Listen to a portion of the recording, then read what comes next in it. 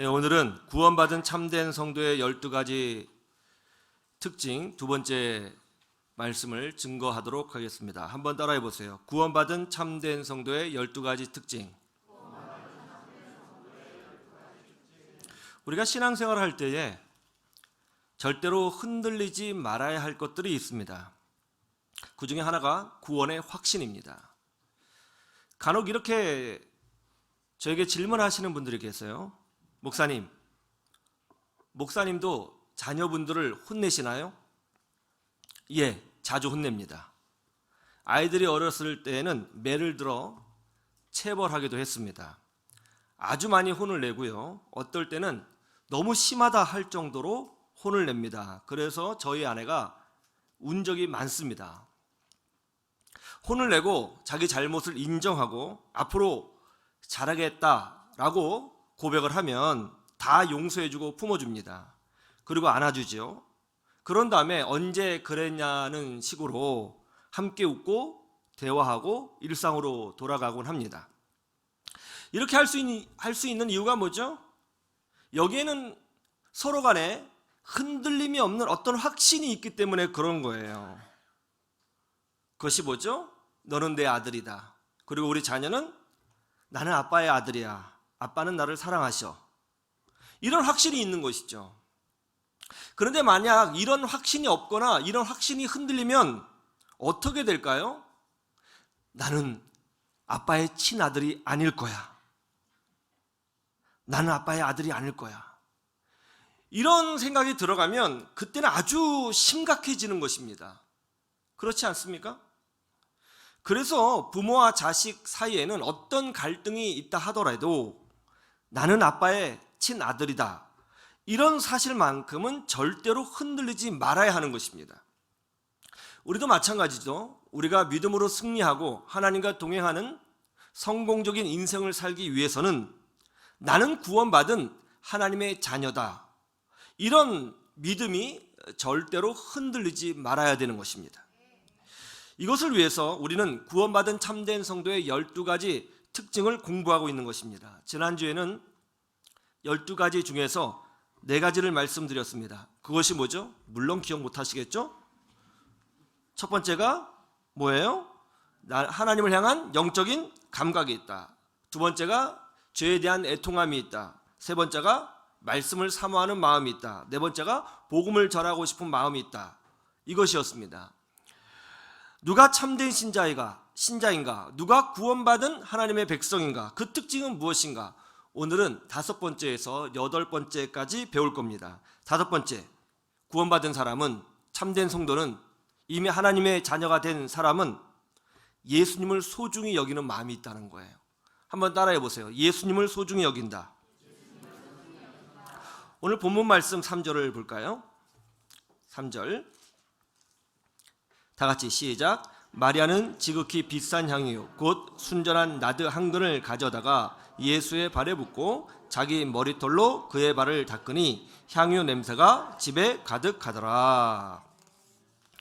예수님이 베다니 나사로의 집에 들어가셨습니다. 그러자 나사로의 가정이 온 힘을 다해서 예수님과 제자들을 섬겼습니다.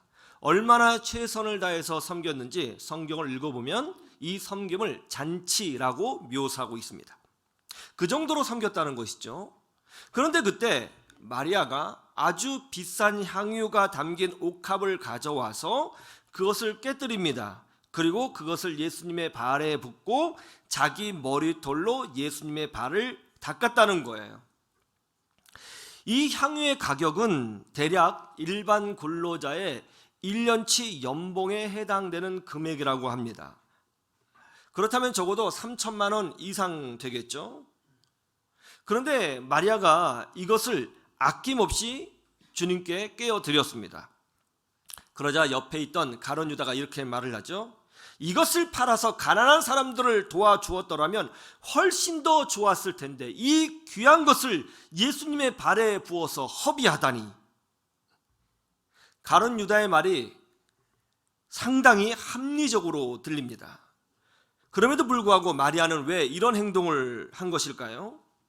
이스라엘 사람들은 귀한 사람이 집에 방문하면 꼭 발을 씻을 물을 줍니다. 그리고 그분의 발을 씻겨드려요. 이것이 전통이고 문화입니다. 예수님이 나사로의 집에 오셨습니다. 나사로는 빈민촌에 사는 사람, 가난한 사람이었습니다. 그러자 마리아는 예수님의 발을 씻을 물을 드린 것이 아니라 이 세상에서 가장 비싼 물, 곧 향유를 가지고 나왔습니다. 그리고 그것을 발에 붓고 자기의 머리털로 씻은 것입니다. 이스라엘 여자들은 자신의 신체 중에서 가장 귀한 곳이 어디냐라고 할 때에 머리털이라고 이야기를 합니다. 머리털은 남편 외에 그 어떤 사람도 만질 수가 없습니다.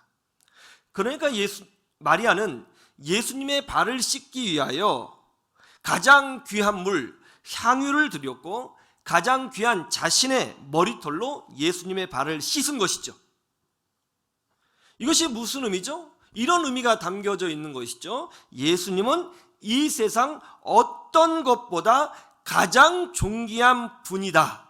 이런 신앙 고백을 마리아가 하고 있는 거예요. 나에게는 예수님이 이런 분이야. 이 이상의 가치를 가지신 분이야.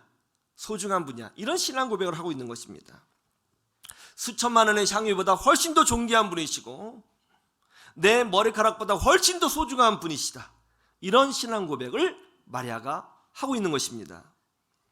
그런데 가룟 유다는 뭐라고 생각했어요? 아니, 목수 출신인 랍비에게 이런 대접을 할 필요가 있어? 이럴 가치가 있는가? 이렇게 생각을 한 것이죠. 여기서 구원받은 하나님의 사람과 그렇지 못한 사람의 차이가 드러납니다. 모든 시대의 유일한 구원주이신 예수 그리스도의 보혈로 구원받은 하나님의 자녀들은 예수님을 소중히 여깁니다. 귀하게 여깁니다. 그래서 누가 기독교를 비방하거나 예수님을 욕하면 마치 우리 부모님을 욕하고 비방하는 것 같은 분노를 느끼게 되는 거예요. 우리 교회 초등학교 2학년 아이가 학교에서 어떤 아이와 크게 싸웠다고 합니다. 왜 싸웠느냐고 물었더니 그 애가 예수님을 욕하잖아요. 그렇게 답변을 하더라고요. 여러분도 이런 마음이 있을 것입니다. 여러분은 하나님의 자녀라는 사실을 굳게 믿으시고 믿음의 승리를 거두시기를 주님의 이름으로 축원합니다. 여섯 번째, 교회를 소중히 여긴다는 것이죠. 예수님을 소중히 여기는 사람은 예수님의 몸인 교회를 소중하게 여깁니다. 당연한 논리적 규칙이죠. 최근에 김형익 목사님이 쓰시고 이찬수 목사님이 추천사를 쓰신 참신앙과 거짓신앙이라고 하는 책이 있는데요. 이 책 챕터 13장에 보면 참된 신앙과 거짓 신앙을 말씀하시면서 이렇게 설명을 하시더라고요. 참된 성도의 가장 눈에 띄는 특징이 뭐냐? 그것은 바로 교회를 소중히 여기고 아끼고 사랑하는 모습이라고 이야기를 하시더라고요. 저는 옳은 말이라고 생각합니다. 집사님들하고 카페에 가면 항상 자리가 부족합니다. 왜냐하면 일단 집단으로 가거든요. 8명에서 10명 이렇게 카페에 갑니다. 그러면 자리가 부족하죠. 어떻게 합니까? 주변에 있는 테이블을 끌어모으고 의자를 끌어모아서 굳이 따로 앉아도 될 것을 10명 앉아야 하는 자리를 만들어냅니다. 의자를 끌어오고 버쩍버쩍 들어서 구색을 맞추지요. 그랬던 집사님들이 교회에 와서 커피를 마실 때에는 의자 하나, 테이블 하나를 소중하게 다루는 모습을 봅니다. 왜 이런 차이가 생기는 것일까요? 더 아끼고 싶은 거예요. 소중하게 여기는 것입니다. 왜요? 하나님의 자녀이기 때문에 이런 마음이 들어있는 것이죠. 이 마음이 복된 마음이라는 것을 깨닫고 믿음으로 승리하시기를 주님의 이름으로 축원합니다. 7번째는 목회자를 소중히 여긴다는 것입니다. 따라해 보세요. 목회자를 소중히 여긴다. 마리아는 예수님을 소중히 여겼습니다. 참된 믿음의 사람들은 주의 종을 소중히 여깁니다. 여러분 로마서 16장 1절 말씀을 한번 보시겠어요? 놀라운 말씀이 있습니다. 로마서 16장 1절.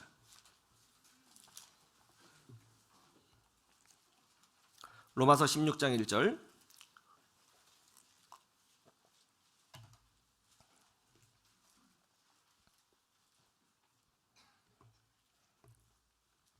찾으셨어요? 1절 다 같이 보시죠. 시작. 내가 갱그레아 교회의 일꾼으로 있는 우리 자매 베베를 너희에게 추천하노니. 사도 바울이 로마에 있는 교회에게 베베라고 하는 자매분을 추천하고 있습니다. 왜 이 여자분을 추천했을까요? 특별히 잘 섬기고 도와주고 그의 지도력에 순종하라고 추천하고 있는 거예요. 이유가 뭘까요? 2절에 나오죠. 보세요. 제가 읽어드릴게요. 너희는 주 안에서 성도들의 합당한 예절로 그를 영접하고 무엇이든지 그에게 소용되는 바를 도와줄지니 이는 그가 여러 사람과 나의 보호자가 되었음이라. 남자가 여자를 보호하는 것이지 여자가 남자를 보호하는 그런 시대가 아닙니다. 고대 로마 사회입니다. 그런데 베베라고 하는 이분은 사도 바울을 보호하는 보호자로서 사도 바울을 아끼고 섬겼다는 거예요. 3절 말씀을 한번 보시겠어요? 여기에는 브리스가와 아굴라라고 하는 부부가 나오는데요. 같이 한번 보시죠. 시작. 너희는 그리스도 안에서 나의 동역자들인 브리스가와 아굴라에게 문안하라. 사도 바울이 나의 동역자라고 특별히 높여주는 분들이 나와요. 누구예요? 브리스가와 아굴라입니다. 이 둘은 부부이죠. 그런데 이 부부에 대하여 사도 바울이 이런 고백을 합니다. 한번 4절을 보세요.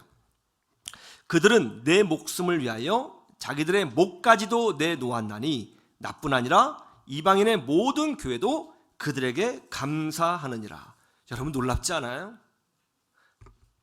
어떤 일이 있었는지 모르지만 브리스가와 아굴라라는 사람이 사도 바울을 보호하기 위해서 자기들의 생명을 내놓았다.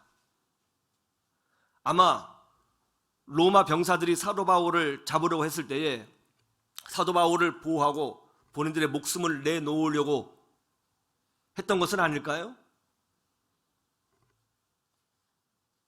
7절 말씀을 보세요. 내 친척이여 나와 함께 갇혔던 안드로니고와 유니아에게 문안하라. 그들은 사도들에게 존중이 여겨지고 또한 나보다 먼저 그리스도 안에 있는 자라. 안드로니고와 유니아라는 분이 있는데 이분은 사도 바울의 친척이라고 합니다. 그런데 사도 바울을 지키려다가 함께 감옥까지 따라갔던 사람이라는 거예요. 철이 바뀌면 생산되는 과일도 달라지죠.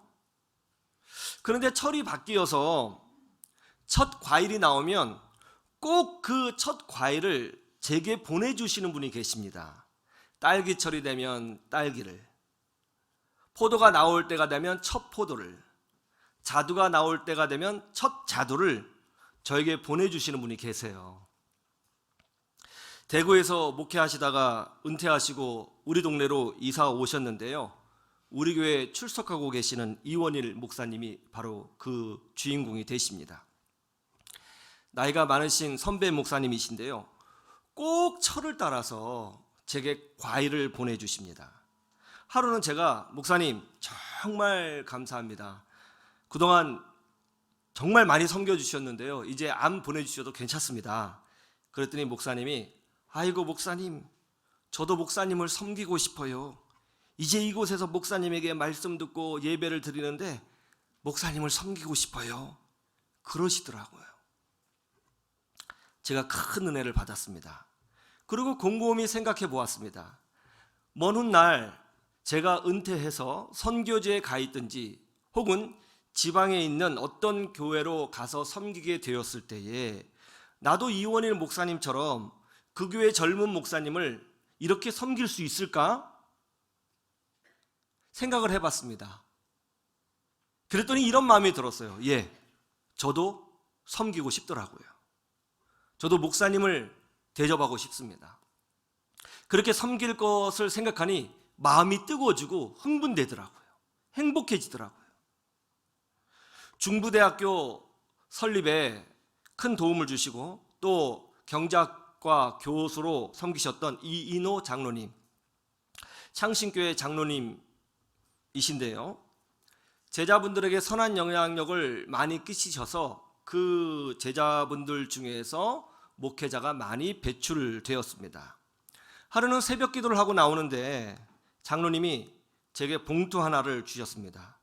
그러면서 목사님 부족하지만 제가 목사님을 섬기겠습니다.